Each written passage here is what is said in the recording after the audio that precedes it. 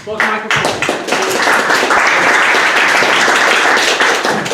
Well, thank you, Noah, and thank you, Jonathan, for the invitation to speak at this wonderful event. I'm having a lot of fun. It's been great meeting so many of you. And I'm here from Dartmouth College, where I am a professor in the music department. I'm also a professor of computer science, and so I try to do work that bridges music and neuroscience and computer science, and so that's what I'm going to be talking about today. And the concept that I want to talk about first is the idea of a set of representational spaces for music, for the contents of music, whatever music is. There are representations in the brain for the constituent pieces of the music. So let's start with that and then investigate different ways of doing that kind of representation. And then I want to talk about decoding. That's the idea of taking hypotheses about how music is encoded in the brain, and then looking at brain imaging and taking from brain imaging of people listening to music or people imagining music actual information about that music that we can then turn into something else, like maybe sound or music features, and then start to listen to them or decode them in certain ways. And so that's really what the talk is about. What's motivating this? So we've been interested for a number of years in how direct access to mental representations might be used in performance or in composition. Imagine being able to let your mind wander free in a musical space for a while, and imagine that being recorded by some near-future brain measuring device. And then imagine being able to interpret that wandering around in kind of musical space in your own head, and to be able to hear the results, right? So composition without all the sweat. Right? So the mind synthesizer. So that is a slightly absurd, futuristic kind of goal, but it motivates a lot of interesting questions. And so that's really what I'm trying to do. So this is a group of students working with EEG devices, electroencephalography, trying to come up with ways to use this in performance. And they've done a number of interesting performances. What I've decided to do is to take the fMRI route instead of using these EEG devices, which are fun, but it's hard to get at what's going on inside the music with EEG. So let's move to functional magnetic resonance imaging, fMRI. And there have been some interesting studies over the years in fMRI that are not only about mapping where music is happening in the brain, right? Just a kind of mapping exercise, but actually trying to do some level of interpretation of how activation of neural circuits in the brain is actually forming patterns, reliable patterns across the cortical surface or cortical volume, that these reliable patterns can be interpreted. And so one such study that is quite influential in my own work is Peter Janata's work from 2002 on the cortical topography of tonal structures. And here was an interesting piece of work because the complicated tonal hierarchical structure that goes on in music as a melody cycles around a number of different keys. So imagine a melody, it's a clarinet melody, right? And it modulated through all 12 keys in the course of a melody. And what was interesting about this study is that there was a lot of work from music cognition and music psychology that had proposed what an abstract mathematical representation of tonality it's represented on the surface of a torus. This is everything, Carol Krumhansel's work and others have looked at this.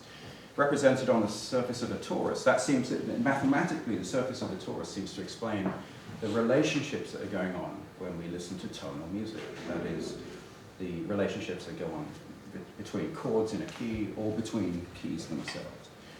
And so what this work did was, what Peter's work did was to, from this melody, extract a representation, a mathematical representation of tonality on the surface of this torus, this abstract mathematical idea that had been discovered from, both from music theorists but also from people studying music cognition. It had been discovered that this reliably predicted human behavior in terms of how pieces in different key profiles would relate to each other. So this was the representation that essentially was used as input to a model that then related this tonal surface of this melody to activation that was happening in human brains as they were listening to this melody.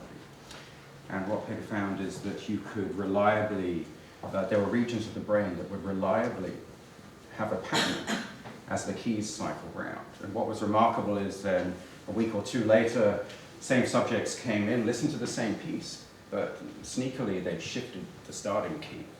And the pattern of brain activation that was found to be the same, suggesting that, as the keys relate to each other, the brain activation was moving around in the same way, suggesting that if you start in a different key, you end up with the same brain pattern because the tonal context, your starting tonal context, is your kind of home key and everything relates to that. So this was an interesting set of ideas relating feature extraction from musical signals to brain activation and finding really interesting activation in frontal cortex as well as looking at auditory areas. So this was a really interesting study worth a look. Mainly looking at individual voxels and their responses in functional magnetic resonance imaging, and trying to group them together to see which regions of the brain are encoding particular facets of tonality. So this brings us to the idea of a representational space for music. And this is where my work started in the relationship between neuroscience and the information inside of musical signals. So my background is in machine learning and music information retrieval, and I wanted to think about it this way.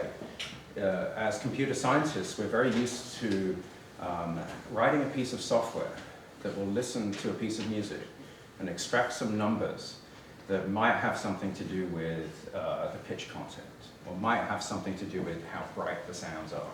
Right, things like that. But it's quite interesting to think that if you just let humans lying in an fMRI scanner listen, and then you look at what their brains are doing in terms of activation patterns, that they're actually extracting features from the music for you. That actually what you get in the brain image is a feature extraction from music. And if only you could understand what those features and activation patterns are doing, then you might understand something about how music is actually affecting various parts of the brain. Okay, so let's see how this representational space idea works.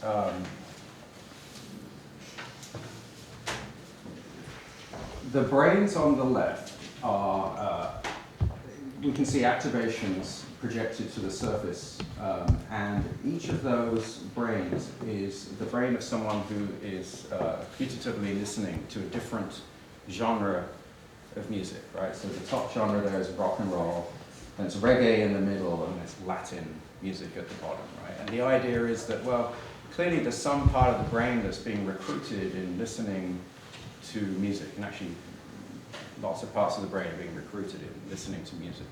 But let's focus on one region here. And looking at the same region, when you look at different styles of music, you see that the pattern in the brain activation for listening to different styles of music shifts slightly. So what that actually means is that if we take let's say a rectangular patch of brain and sort of look at that pattern between different styles of music, we'll see that pieces played in the same style, the pattern looks more similar. Pieces in different styles, the pattern looks more different, right, to each other. So that's what we're going for here. And so what we do to create what we call a representational space for music is we take that pattern, let's say it's a three-dimensional piece of brain where each site of the brain is being measured for what's called blood oxygenation level. To kind of figure out if that site has been active or is being recruited in the current stimulus condition. So we take each little patch, it's called a voxel, a three-dimensional pixel, if you like, for this piece of brain. And we, in order, if you look across the rows, we kind of lay out the activation values for that patch. So we do them in order. It's just like if you look at a television screen, okay, there's like the x-axis and the y-axis, okay? Let's take every pixel in order and just lay them out in a long line, right? So now I have a whole bunch of values laid out in a long line. That's called a vector, okay? So those rows are vectors, and each row represents the activation pattern in response to a different piece of music in a different style. And so row-wise, these vectors mean something geometrically. Now it's hard to look at something that has 1, 2, 3, 4, 5, 6, 7, 8, 9. There's 10 voxels being considered there. I typically would have thousands in the region of interest. It's hard to look at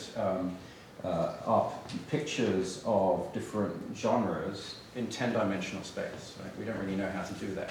So what we're going to do is just arbitrarily take 2 of those dimensions and then look at how the activation value on those 2 dimensions creates a point in space. And what we see is that the different music genres live in a different part of this space, just looking at it in 2 dimensions. Now imagine it's 10 dimensions. Actually imagine it's thousands of dimensions, right? Okay, that's pretty hard to do. But that's sort of what we're dealing with, a high-dimensional representational space where each voxel doesn't encode a facet of music on its own, but groups of voxels together with a graded response represent a position in a high-dimensional space. And we're going to use this to try and tease out how information about music might be being encoded in the fMRI response across the genome. So that was kind of the paradigm we decided to go for.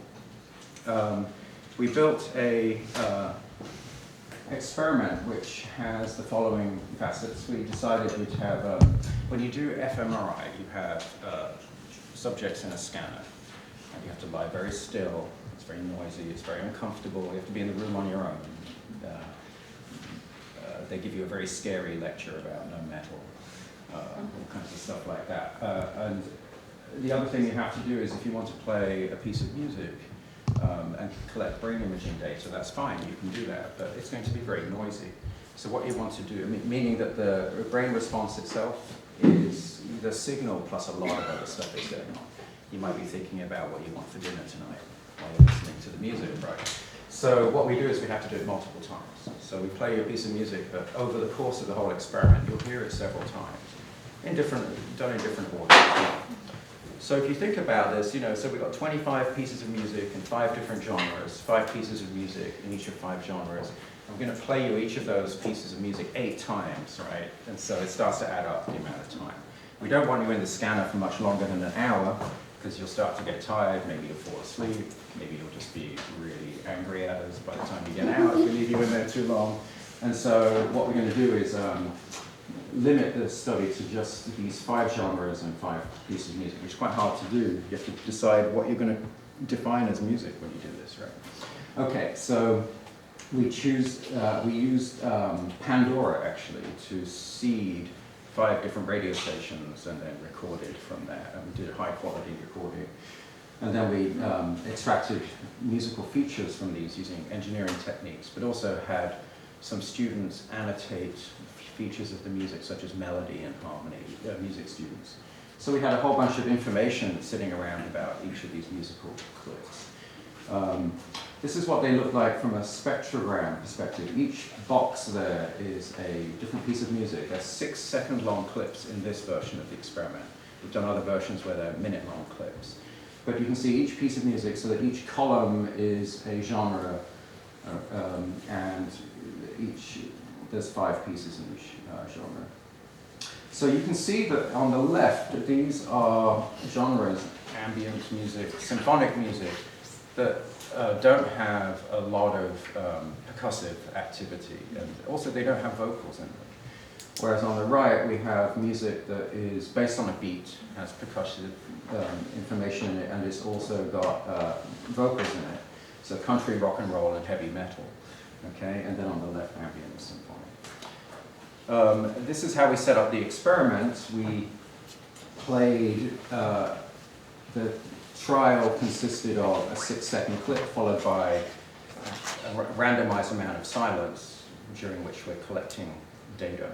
And then every so often we throw in what's called a catch trial, which is to ask a question about the last thing that they heard. Did it have a guitar in it?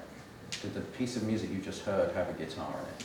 And that's to just check that they're still awake in the scan. Because you want to look at the data, and if they got those questions wrong, then they're probably not listening. They're doing something else. They're asleep. All right, so we did all that kind of thing. So here's some results. We published this in 2012. We did 2011. We went to NIPS and did a workshop there, and then there was a book chapter that came out in 2012 on this. But basically, what we were able to do was to take the brain images of each subject listening to these different pieces of music and build a machine learning classifier. And the idea was brain image is presented to the classifier, and the classifier is told, well, that brain image belongs to rock and roll. Here's another brain image that belongs to rock and roll, right? For each subject, separately to start with. And this brain image belongs to ambient. And so the machine slowly learns, right, using these machine learning algorithms, it learns the relationship between the brain activation patterns for certain regions of the brain. I'll talk about in a minute. Relationship between that and then the music genre. And then what we can do is we can hold out some of the data where we don't present some of the data to the machine learning algorithm. So it hasn't learned that this particular brain image has anything to do with Elvis Presley. All right? It doesn't know that. But I show it this new brain image that we collected in the same trial. We just held it out from the model learning. And it says, oh, that's rock and roll. Okay, so good, we got that right. Okay, so that's how we test it. We hold out some data, we train on all the other data. For the held out data, you show it to the model. Did it get the right category? And then you count how many times did it get the right category. And you also count how many times did it put stuff that should have been in the ambient category into other categories. So for example, what we see in the top left is that ambient is categorized as ambient 75% of the time. It's categorized as rock and roll 1% of the time. Okay, good. Ambient doesn't get confused with rock and roll. It gets categorized as heavy metal 3% of the time. Okay, still good, 3%, good. That's a good error rate to have. Symphonic music. Ambient music is classified as symphonic music 20% of the time when we present the brain images. Well, that's maybe disappointing if you're an engineer trying to build a perfect classifier, right? But actually, no, it's really interesting. Because when we look at these patterns of confusions that the model learned using this high-dimensional representational space idea, and then we compare them to a different pool of subjects who listen to the same pieces of music, and we're asked to rate how similar they were. Are these in the same category, or are they different? How similar or different are these pieces of music? What we see is the pattern of confusions on the left exactly mirrors how people report hearing similarities between these pieces of music. So in other words, when two pieces of music in different genres were considered to sound similar to each other when we asked subjects, we also found that in the classifier built on this high-dimensional representational space, that the classifier also confused those pieces of music. So this is interesting because it sort of says, well, if we believe that we can read anything in these brain activation patterns and think about this representational space as being geometrically interpretable in some way, then actually we've got evidence for that, right? That the classifier built on that representational space effectively behaves in a similar way to human behavior. All right, there's an interesting question then. It's like, okay, so this is taking a single subject, putting you in a scanner, having you listen to all this music, we can build a machine learning system that looks at patterns of brain activity and matches them to what category of music it should be. It learns those relationships. Then we can present a new brain image from you, and it can get the answer right 70% of the time. Okay, that's pretty good. All right, what if I took everyone in the room here, right, and scanned all of you, and then held one of you out, and the model learns across all of you what rock and roll looks like from a larger collection of human brains. And then I take someone that we've never seen before, the model's never seen before, a whole subject's never seen before, and we somehow present their brain to the system, and it's still able to decode the neural information correctly as being from the right category. Well, if we were able to do that, then we'd know that the representational space information that we're learning in the model is actually somewhat common between subjects, or at least there is something in common between subjects in the way that brain activation is responding to the music. So this would be very interesting if it were true. And so we had a PhD student at Dartmouth, Swaroop Gontapalli, who did his PhD with Jim Haxby in Brain and Cognitive Sciences, and they took the experiment that I had done with music genre, and they said, well, can we try our hyperalignment algorithm on this? They just developed this technique of trying to align people's brains, not just anatomically, so that the different kind of lumps and folds of your brain maximally align with another person's different lumps and folds. You can imagine how that would go as kind of a walking trick, right? Well, that's great, but it only gets you so far. Because what if in this piece of the brain, that the way that that representational space is oriented is different than in this other subject? It may be that, yes, you represent the same information in a similar way between two brains, but actually my anatomy is upside down compared to yours, right? Well, how do we undo that? Because we can't look anatomically then and see those relationships. We have to sort of look at the information itself and see if we can align between subjects how their information is maximally similar. And so that's what this algorithm does, the whole brain hyperalignment using algorithms. Okay, so first kind of evidence we get from this is when we look across subjects, after kind of doing this trick of looking at each piece of brain, we look at spherical volumes of brain between subjects. First of all, you sort of warp them so they're the kind of same size, and then you look at spherical volumes, and you try to orient the response pattern of these volumes so they look maximally similar. And you do this all over the brain. It's like you go around and you kind of tweak the orientation and the orientation of this representational space so they maximally lines between subjects. And we don't cheat, you know, we do this with a validation data set. So we do it, so in this case, this was done, we did the hyperalignment on subjects looking at movies. Then we tested the hyperalignment on subjects who had listened to music. So in other words, the actual aligning of brains was done on movies, but then the decoding between subjects was done on music. So that's a way of validating hyperalignment. We know that we couldn't have been using information about the music in building the common model, but we can still decode information about the music. And what this shows is how much correspondence there was between subjects and what the sites of the correspondence is. This is a correlation of the similarity structures of responses to music across all of the subjects. And we can see that activation covers a lot of sites of the brain. There's definitely superior temporal regions are represented, the frontal and dorsal, and occipital areas as well. So that's kind of interesting. And so we've got a lot of regions of interest there. Like there's a lot of sites in the brain where between subjects we get a fair degree of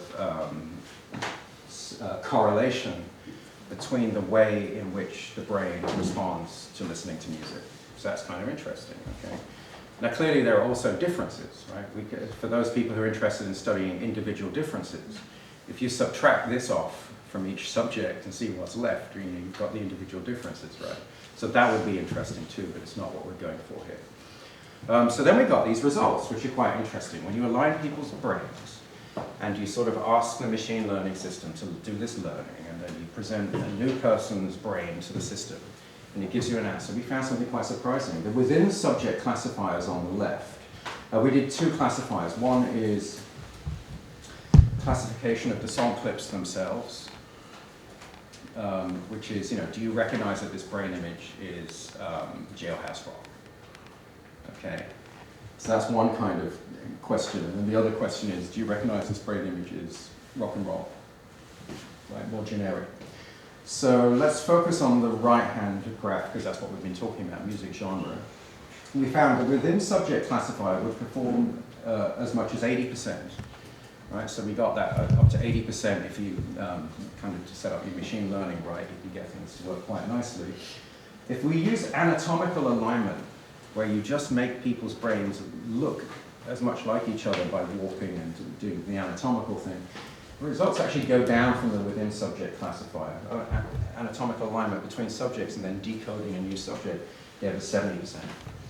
And you see the error bars there are pretty tight. But then we used this hyperalignment on the 6-second clips, and then it went up to like 87%. So hyperalignment, aligning different people's brains and then testing on a completely new subject actually improved the score quite a lot. And the same happened when we used longer music clips, like a minute-long clips instead of 6 seconds. We got about the same result. So kind of this is, it's exploring the idea of rich music and naturalistic music listening, right? So rich music is that we're playing people recordings off the radio, and that has so many factors in it that how you're supposed to interpret what's going on. The stimulus is completely uncontrolled, right? But we've got this rich listening situation.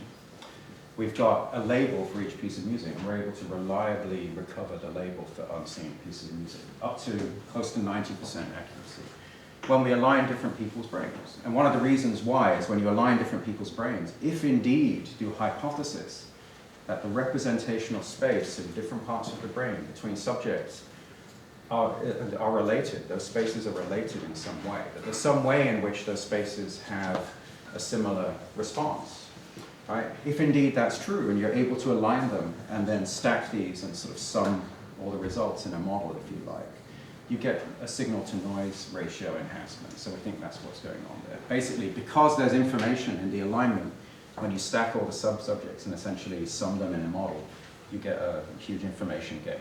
You limit the noise in the system, which is kind of a nice result.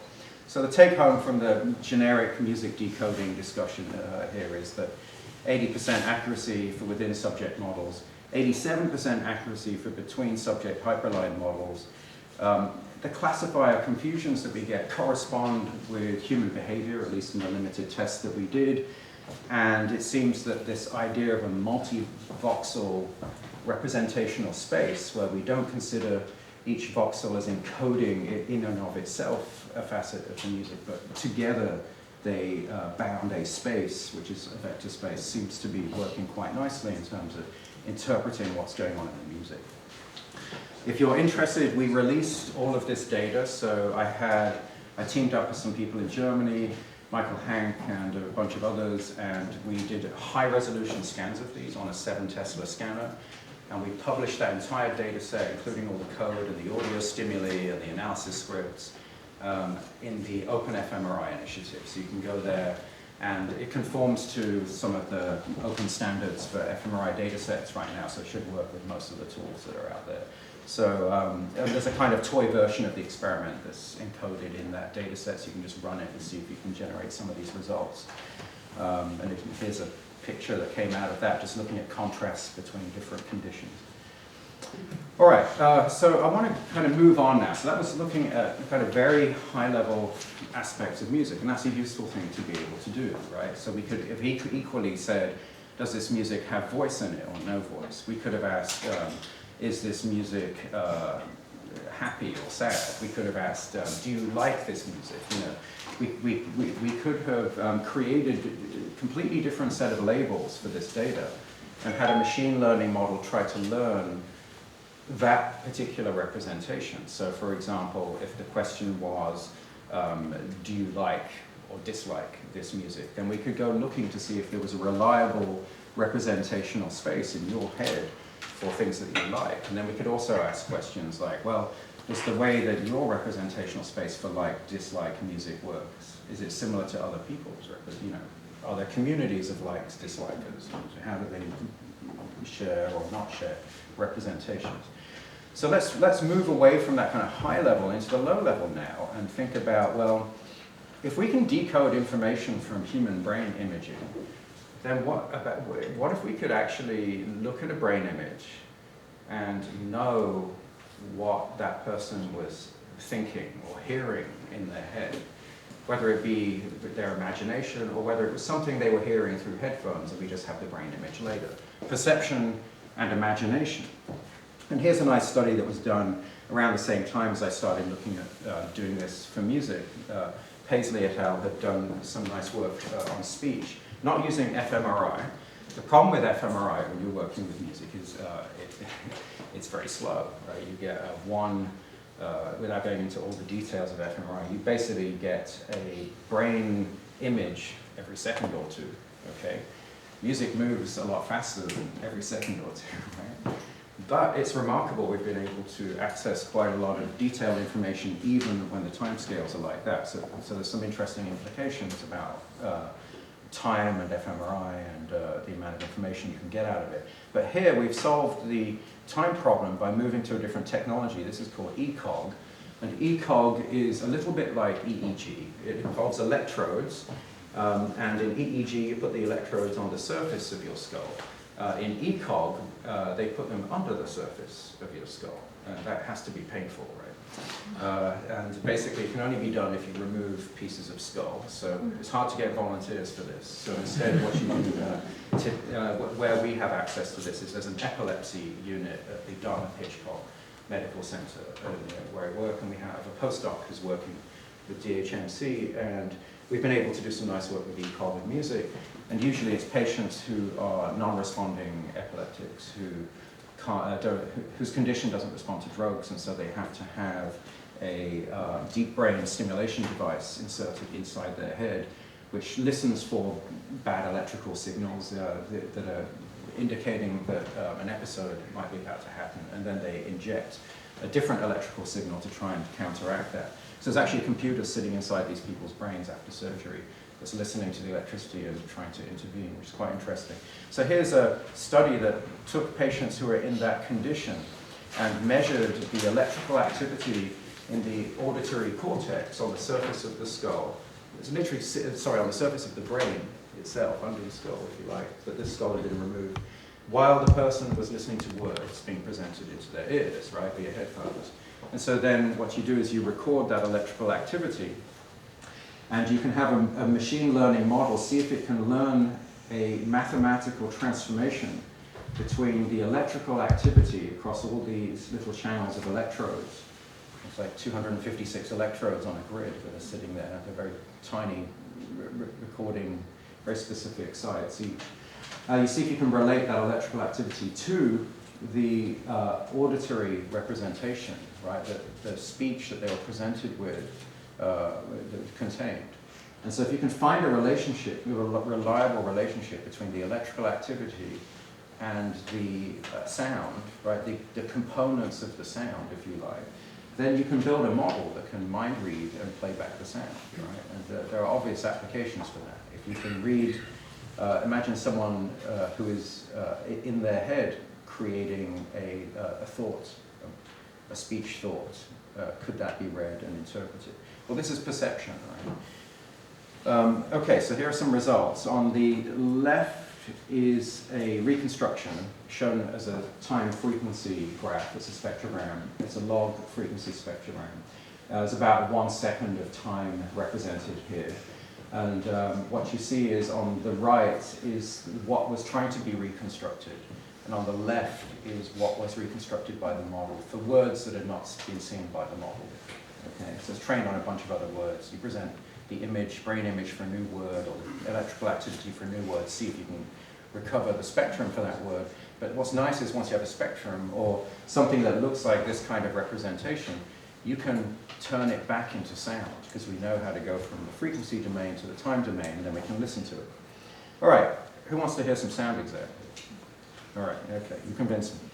The first thing I'm going to play is something that might surprise you, but it's the target. It's the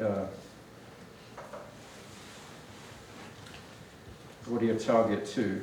This is actually the spectrum of the target word. That's the word that was presented to the subject that's been held out of the model. This is the spectrum that's been turned back into sound. And we've lost information just when we do that. So what we're going to hear as the target is just the information that the algorithm had available to it. So it's a fair test that way. See if you can get what the word is. Structure. What was the word? Structure. Structure. Oh, good. Okay. So Structure. this is a classic example of how to use priming for in your favor, right? If I play the reconstruction, you already know what the word is, and your brain's going to fill in anything that is missing. There's the reconstruction. So you can probably hear the sibilant at the beginning. It's got 2 syllables. Yes, it's got kind of the right shape to it, right? But I've done it the other way around, and you play that reconstruction first, and no one gets that it's structure. You know, it's very, very few people can even get that there's something like an S followed by a U, right? But you know, you can kind of hear that there's something going on there. We interpreted electrical activity from the brain. We turned it into sound for a word that the model had never seen before, and it had a lot of the components of the sound that we're interested in recovering. So it's tantalizing, right? That was a few years ago. And so really the question for me was, well, I was literally exactly the same time, just starting to look at doing exactly the same thing for music. I built the first models. And actually this is a picture of like what my reconstruction is going to look like. On the right is the reconstruction. On the left are 2 sets of narrowband and wideband features of the spectrum that are trying to reproduce them. This image isn't really that informative, other than to show that there was a similar idea that there's a spectrum, time-frequency representation. Maybe it has sort of more complicated ideas behind it, but basically some kind of auditory model that represents the sound, and we can relate, in my case, brain activity in functional magnetic resonance imaging to this representation, see if we can recover the representation. So we also, in a pitch experiment where we were trying to interpret just pitch from a tonal context from fMRI, so not rich music anymore, we were actually just playing individual notes, playing part of a scale or some tonal context, and then playing a note and looking at it. But we were able to build this map that sort of said, well, the red is where people were hearing the tone. The blue, which is the insular gyrus, is where they're imagining the tone. We give them some tonal context and imagine the note that most closely fits, right, in the gap. I imagine it, but it's timed, so we know where to look in the brain signal, right, for the priming time. And then the yellow, right, so red is hearing music, blue is imagining music, yellow is both. There's a huge amount of overlap in the cortical activation between listening to and imagining a single pitch in a tonal context, which is kind of a clue that says, wait, if I can build a model that can decode people listening to music, I can probably use that model to decode people imagining music, right? That's the idea, is because there's a large degree of overlap, at least in the spatial activation of listening and imagination. But we don't know, so you have to do the work to find out if the representational space, yes, that region might be active in both conditions, but is the way in which it's the pattern of activation actually the same between the 2 conditions? Well, we have to test that. It's not, as Peter's work showed, it's not just audio features like spectrum and things you can get out of a sound signal that we can try to extract from brain images. We could also have something like a melody feature. Believe it or not, these little graphs are the same 25 pieces of music, but I've had a bunch of undergraduates transcribe the melodies. so that this is actually a representation of the notes, the predominant melody notes that are happening in the music. Then we can try to recover that. We can build a model, see if it can recover the predominant melody notes. And so we did this kind of thing for different features of music. So hypothesis-driven system, right? It's like, I'm going to take each piece of brain, and I'm going to ask the following question. Hey, piece of brain, are you doing anything with melody in a representation that looks anything like that? Right? Because I can try and build a model that predicts the activation of that piece of brain, or a model that takes that piece of brain and tries to predict the melody activity, right? Either forwards or backwards. And we did this for a number of different kinds of features. And the way we build a model is, let's say we start with sound. We have to extract some features, and that ends up being a vector representation. There's a bunch of numbers that come out. The feature extraction is either automated, it can be your favorite feature extraction library. You can be extracting things like pitch profiles or chromograms or rhythmic information, whatever you want. Or it can be a team of undergraduates who are transcribing melodies. Right? They cost a bit more than running an algorithm, but not much more. So the features in the middle then, so we have these features, and what we want to do is learn a model that can go from either features and predict for different sites in the brain what the brain response will be if the features look like this, right? So for different types of music, what will the brain response look like? Or we can go the other way. We can actually say, well, let's start with a predicted image, and let's try to learn the relationship between the image and the audio features. And we've done things both ways. So here's this is a study. I wish I hadn't put the reference citation on there, but this paper I published last summer, which was on looking at lots of different kinds of features and how we can predict them at different sites in the brain. A few interesting things. First of all, we've got for melody in relative pitch representation. So that's transcribing melody, but making all these pieces of music, which are in different keys, look as if they're in the same key, C major, right? So that's a relative representation, because then it says, well, it doesn't matter what you're listening to. If we transcribe the melody as if it was in C major, that's what the model's going to try and learn. And so the red blotches that you can see are that they're the parts of the brain where we could reliably, to a high degree of statistical significance and building a large cluster of reliable activations. Those red blotches there are kind of where we'd expect them. There's the planum temporal is kind of implicated, which is known to be involved in pitch processing and stuff like that. So that's not terribly surprising. That's melody in relative representation. But it's only in these very specific, small areas. If we look at melody in absolute representation, where it's actually transposed in the representation to its key, we actually see there's a far greater number of sites that seem to respond to that. It doesn't mean necessarily that melody is being processed there, because melody as an absolute representation actually looks a little bit like a stripped down spectrogram, if you think about it, on a log scale. All right, and then chroma is looking at harmonic profiles, looking at, let's take a block of time in a piece of music and just count each of the pitches, if you like. Or let's take the spectral energy associated with each pitch and make a histogram of it. Oh, there's more C, E, and G here than there is A flat and F sharp. Okay, so it's just the profile. And we were able to estimate chroma profiles in a bunch of sites in the brain as well. If you look at the paper, it kind of gives all the standard locations and the cluster sizes and stuff like that. But this was sort of an interesting step of just trying to sort of map out how these different features kind of played out as you looked across the whole brain. And we can see that kind of this is for one particular feature, audio chromograms.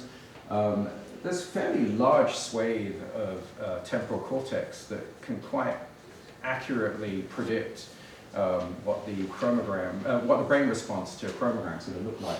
And actually there are those other red blocks around that show that the sites also move into frontal cortex as well, which is interesting. Harmony and frontal cortex.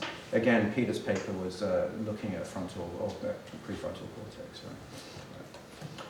Right? So let's listen to some reconstructions there. So here's a model that did this direct inverse modeling where we took brain images and tried to recover from the brain images a profile of the pitches that were happening. And then what we can do is take that profile and try and turn it back into a sequence. We can sort of listen, like play it back and see what we've got. So what we actually have here is a segment from a Beethoven symphony. I'll show you this first. So this is a time frequency diagram, spectrogram. We have the spectrogram representation of the target. That's what the subject heard. The model's trained. This target is held out of the model. Then we present the brain image for this target to the model. And what we get is a predicted brain image. And what I want you to notice is, I don't know if you can see, but there's horizontal striation across both of them. In the pattern, you can kind of see there's something there. Obviously, we'll listen to it, but that horizontal striation is in this segment of music we're going to hear. There's actually a held pedal tone. It's a dominant pedal, and so the melody's moving around, but that sustained chord is in there, and it's in both the reconstruction and in the target. So looking at features like that says, well, it's getting something, right? But let's listen to it because there's nothing like hearing it to believe it, right? And you may not believe it after hearing it. So let's listen to again, let's prime you first.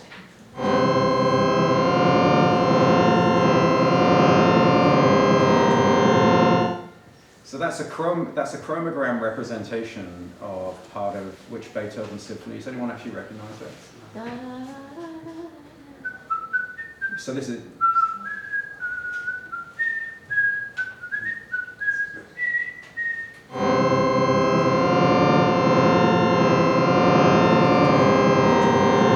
So right, when you extract an audio feature from a symphonic recording, that's very limiting. It's just counting energy bands and sort of laying out a profile of which pitches are on. Then you invert that back to sound, that's what you get. So that's as good as we could do with the reconstruction, right, for this feature. So let's actually listen to the reconstruction now. And again, this is for held out data.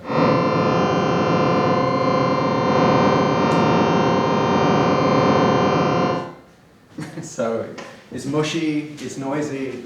There's a held pedal tone throughout there, and I think it's actually the right note as well. But everything else, it's kind of there. It's got some of the rhythmic interjections and stuff. But it would be, you'd be hard pushed to say, well, we did it, right? We got Beethoven out of the brain. But you know, here's the question now. It's like, okay, if I take a whole bunch of these and resynthesize them, present them to subjects, and say, look, here's a target. I'm going to play you two reconstructions. One's a true reconstruction. One is a decoy. Can you pick the right one that corresponds to the target? Do that multiple times and see how you do. So we're just in the process of evaluating using behavioral measures like that. There's another way to do this stuff, and instead of like building direct inverse models, one of the things that we've been doing most recently, and I'll finish up in a couple of minutes here, is to try the idea of building forward models. That is, instead of taking a brain image and predicting music features from it, because that's susceptible to certain types of noise, let's try it the other way, where we take a music feature and try to predict the brain image, right? So instead of going from brain image to music feature, we're going to go the other way. Start with a music feature, which is going to be constant. For a given piece of music, that feature is always going to be the same. See if you can learn a model to the predicted brain response, which is actually kind of like what Peter was doing. It's called stimulus encoding models, right? So it's a well-established paradigm in neuroscience. So stimulus encoding model. And then, given the predicted brain image, if we can compare that predicted brain image to brain images that we've predicted from a very large collection of musical examples, compare it and see, do retrieval tasks, search, find the little bits of music that created the same brain response, and then use those bits of music to reconstruct the audio, right? Would we do better? That was the question. And so to do this, you have to train a model, then you have to have a big database of music. You have to put that database of music through the model so you get these predicted brain images, they're called priors. Then you take a new brain image, you get the predicted brain image, and you match it against the priors, you see which ones are closest, and you use those to stitch together the music. It's like concatenative synthesis. So we built this system. And what was interesting, I don't have the audio results from this, we're still generating those, but I do have the statistical results from this, and they're very encouraging. What this shows is that in every single model we built, we got statistically significant, or in virtually all of the models we built, we got a high degree of statistical significance and pretty good effect sizes in reconstructing relative to a null model, meaning you build a model where you scramble the inputs and outputs, but it's the same data. And you compare that to a model where you have the data in the right order, and we do actually indeed reliably reconstruct. Here's the per subject. There are 19 subjects in this, and we have the per subject overall reconstruction rates. The blue is the reconstruction model. We're just looking at how well does the reconstructed feature correlate with the target feature. Okay, and the blue there is it's significantly higher than the red. The red is the null model. Okay, so overall this seems to be working, and that's a separation of what some of these distributions of correlations look like between the predicted and the target. The null models in orange and the true models in blue, and we see there's a separation between them. We want to see that get further apart so that the true models are really getting high correlations, but we've got a good start here. All right, so the take home here is that we're able to predict audio features from fMRI features reliably enough to get statistically significant results. We're even able to turn them into sound. The initial results are promising. We're going further with testing whether or not people could actually hear these as being related to the target, because that would be the ultimate test. If people can recover through listening without being prompted from these reconstructions, and we know we've done something. So that's where we're at. So thanks to a whole bunch of people. Talia Wheatley, who is professor in neuroscience at Dartmouth, she helped with the original design for the genre experiment, and a cast of thousands who helped with all kinds of things. So thank you very much.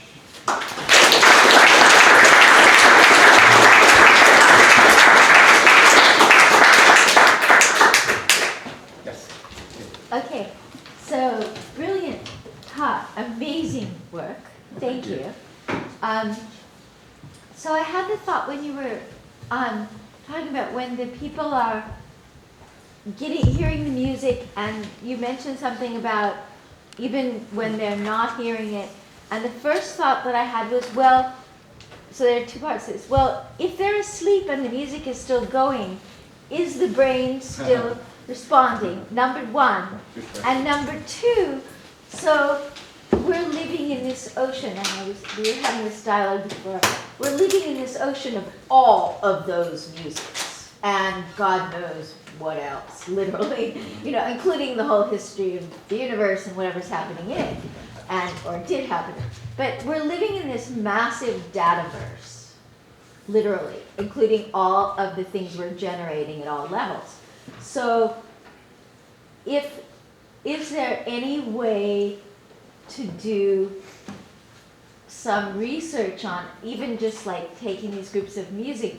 If you're playing all of those musics and the person has earplugs in, what's happening? We're talking about the brain, but what's happening to the body? What's happening to the skin, to the nervous system, the whole system? Like if you just took that group of music and played all of those musics, and the person couldn't hear, so that it wasn't necessarily... I like where you're going with that. So let me address the first question first. And that was, if someone's asleep in the scanner, is the brain still responding to the music? Well, we rejected that data. We threw it away. So I can't tell you, but it'd be interesting to take that data that was rejected and actually, if it's being poor quality in various ways, and see actually if it does okay through the models. That'd be one way to test it. So the second question, what if we look beyond the brain and looked at physiological responses all over the body? Sure. Is anyone doing that? I think there's all kinds of studies on things like ECG and EMG and other things. People are doing biosensing of all kinds. But it'd be interesting to look at it more holistically for sure. Yeah. Another question over there. This is concerning the very beginning of your presentation. So probably when you went over, my question is answered, but I still have some doubts. One of the things that I would like to know is concerning the very beginning. You show some pictures of the brain activity. Yes. Okay.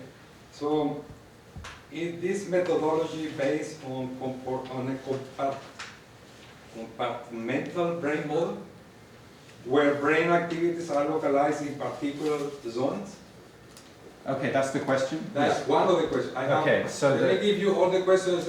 Okay, so that's the region of interest question. Yeah. I wonder, how do we get our regions of interest? Yeah, so the other thing related to that is how the colors on your picture are associated to brain activity. Yeah. And how are they detected? Yeah, okay, so... And then I keep going. Yeah, no, this is good. So, of course, I... keep turning in my head. Oh, okay, so that's the second question. How do you discriminate in that brain activity mapping music information from other type of activity taking place in this person's brain? Yeah, that's good. For instance, the person feeling A or thinking about B or remembering C. Yeah, okay. Okay. Those are good questions. So maybe start with the last question and go backwards. So how do we know that the activity that we're decoding, we're building a model on, is actually representing music information and not some other extra musical information that is happening in parallel to the listening? Hold on a second. Yeah. If you place your brain activity sensors in different parts of the brain, how does that reflect on the result of your testing? Yes, okay, so that's related to the first question, like which parts of the brain are you looking at, right? Okay. Okay, so, all right, there's a lot of good questions there. So just trying to address that last question first, which I've actually forgotten now. So let's go back to the first one. Let's talk about regions of interest, right? So you asked the question, how did we parcellate the brain in order to look at it? And so there's a couple of different answers to that. And the genre experiments, the first genre, so I've done this a few ways. First genre experiments, we looked at what other studies had found about music, and so and then we took all the sites of the brain that were implicated in those studies, and we used those as our prior on which sites to pick. So that's how we started. And so that would be primary and secondary auditory areas, some prefrontal areas, and you know, kind of some standard stuff. But then something more interesting happened. We started to do this work. Well, why assume that those former studies have told us everything that we need to know? So let's instead do what's called a searchlight. And a searchlight is you take a spherical volume of fixed size. And you know, we're working with voxels that are sort of about, let's say, a millimeter cubed in the high resolution version, a millimeter cubed pieces of brain. And we use those as center sites for a sphere that has something like, you know, a 3 or 4 voxel radius. We take that sphere and we look at that sphere in every single site of the brain. So as we look at a collection of voxels in every single site of the brain, it takes a very long time. And we build a separate model for each one of those. And then you look at how each of those separate models performs, and then you map out all of that. And then you have to control for multiple comparisons and family-wise error and stuff like that. So there's all kinds of statistical techniques to make sure that when you actually are measuring a result, that you have a good chance of knowing that you have a result versus just random fluctuations in your data. So that's like, so we did 2 approaches. One is based on a prior, and the other was just searching everything. Searchlight is called. So I don't know if that answered that question. Yeah. How do we know that it's music information? Well, I think it's compelling that when you take lots of different people and we build a model that tries to predict something specific about the music, the model does better when we align all these different people, right? And align their representations. If they were all thinking about something different, then the information wouldn't line up and that model wouldn't work, right? So I think that's kind of one way that we know that we're probably doing something right. I think I'll stop there, and I'm happy to talk to you afterwards. Thank you. Over here. Yeah. No, I'll get to you. Fascinating talk. So I'm wondering, how much did you factor in like cultural and societal, basically aspects to your subjects? Like, did you filter in like certain cultures, or did you? And also, I guess another related aspect is like personal experiences and like past memories. Yes. Like, did they play a part in their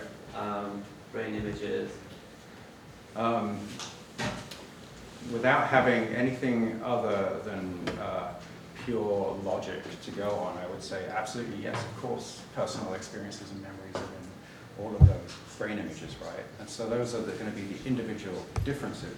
But there may be also commonalities in exposure, cultural exposure. And so was there a filter? Well, yeah, this was college students at Dartmouth College, aged between 18 and 23, who probably have some amount of homogeneity to them in terms of the kinds of music that they're listening to. We did give a question, we developed a questionnaire that asked about musical experience and handedness and all these kinds of things. So we know a certain amount of information from the questionnaire, but no, it remains an open question to look at responses from people who grow up in entirely different sonic cultures. It'd be interesting. And as a follow-up, is there any hyper-alignment between like human brain and, I don't know, monkey brain? Actually, yeah, that's been done. So Krieg Scorti's lab has been looking at using these kinds of techniques, the representational space idea, and looking at correlations between them. They've looked at various monkey brains and human brains and found in visual tasks, they found very strong correlations and representations. Yes, finally you, sorry. So in the early part of the talk you talked, it was surprising that anatomical alignment reduced prediction of classification. Reduce the error. Reduce the error. Did you? Oh, sorry, anatomical alignment, you said. Yes. No, yes, that's right. It reduced the prediction It was rate. surprising. Yes, Is there an explanation for that? yeah, And the yeah, I think there second is. quick Yeah. question is, other plans instead of using epilepsy patients to use MEG machine? Like MEG? Yeah. Yeah, I don't have access to MEG, otherwise I would try to use it, yeah.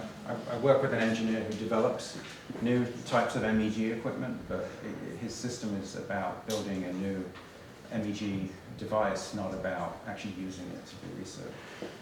But to address the first question, why do we think anatomical alignment actually reduced the result? I mean, there are other neuroscientists in the room here, but if you just use anatomy to align, and then you're looking at this multi-voxel representation, then the takeaway message is that the anatomy isn't aligning the relevant information in that representational space. So in other words, if I have a simple volume, it's just a cube, and I have another cube, it's a Rubik's Cube. My Rubik's Cube could just be twisted differently than yours, but it's the same size volume in the same part of the brain. Just because we anatomically align them doesn't mean that the voxel responses inside of that alignment are going to respond in the same geometric arrangement. They may be shifted around. They may ultimately be the same, but just inverted relative to each other. So that would be my explanation. Yeah, probably, is this the last question? Yes. Is it short? I don't know. Yes. It's not, there's no follow-ups. Currently one interesting use case for this would be to kind of build a comprehensive, like a psychoacoustic database of how people react to different kind of music, which would be used for generating music or audio compression or probably other ideas. Yeah. Is that something that is like in the 10-year timescale, or is that kind of sci-fi future? No. So just a quick answer to that. Where this project actually started was in a coffee shop, speaking to a colleague, and we were talking, and he said, wow, what if we could just map people's brains in an fMRI scanner and then interpolate what we find when they're listening to music to predict what other pieces of music they might like. So actually it was about a recommender system, building a recommender system out of an fMRI machine, right? Which I think could work. We just haven't got, I find this more interesting, but there are other things you could do for sure. Thank you. Thank you very much.